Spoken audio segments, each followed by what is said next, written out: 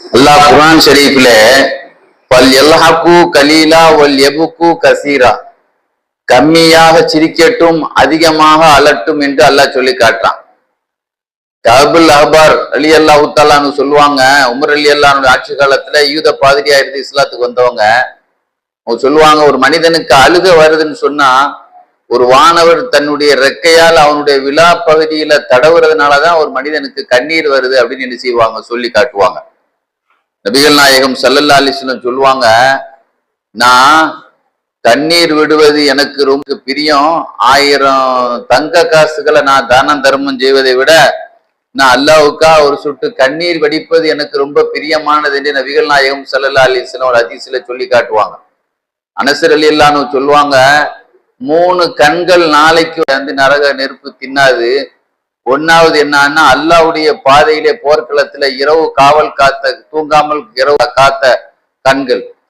2வது அல்லாஹ்வுடைய பாதையில் கண்ணிலே குத்தப்பட்டு கண்ணு பிதுங்கப்பட்ட கண்கள். 3வது அல்லாஹ்வுடைய பயத்திலே கண்ணீர் வடித்த கண்கள். இந்த 3 கண்களும் நரகத்திலே நெருப்பு நிசியா திங்காது என்று அனஸ் ரலியல்லாஹு அன்ஹு சொன்னாங்க. முஹம்மது இப்னு வாஸி' ரலியல்லாஹு அன்ஹு சொல்லுவாங்க, நீ சொர்க்கத்துல யாராவது ஒரு ஆளை சிரிக்க அழுகிறத பார்த்தா நீங்க ஆச்சரியப்படுவீங்களா அப்படின்னு கேட்டாங்க. ஆமா, சொர்க்கத்துலங்கிறது ஒரு சந்தோஷமான இடம். அங்கேருந்து ஒரு ஆள் அழுகிறத பார்த்து ஆச்சரியப்படத்தானே செய்வோம் அப்படின்னு.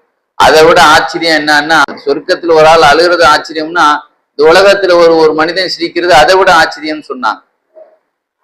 அதாவது வஹப் இப்னு முனப்பஹ் ரலியல்லாஹு அன்ஹு சொல்லுவாங்க, ஜக்கரியா அலைஹிஸ்ஸலாம் ஒரு சமயம் தம் மகன் யஹ்யா அலைஹிஸ்ஸலாம் ஒரு கபர்ல ஒரு கணித்து உட்கார்ந்து அழுகிறத பார்த்தாங்க. மகனே எதற்காக நீ அழுகிற அப்படின்னு கேட்டாங்க.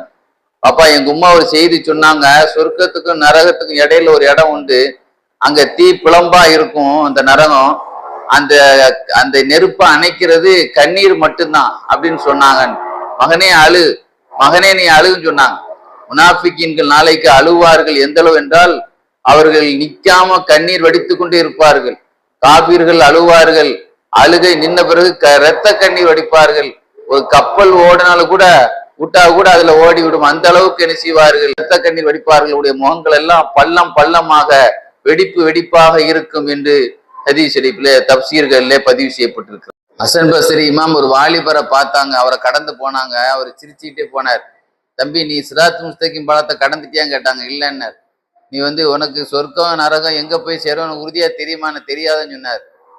ஏன்னா அப்ப எதை வச்சு நீ என்ன சிரிக்கிறேன்னு சொன்னாங்க. அதுக்கு பிறகு அவர் சிரிச்சதே கிடையாது.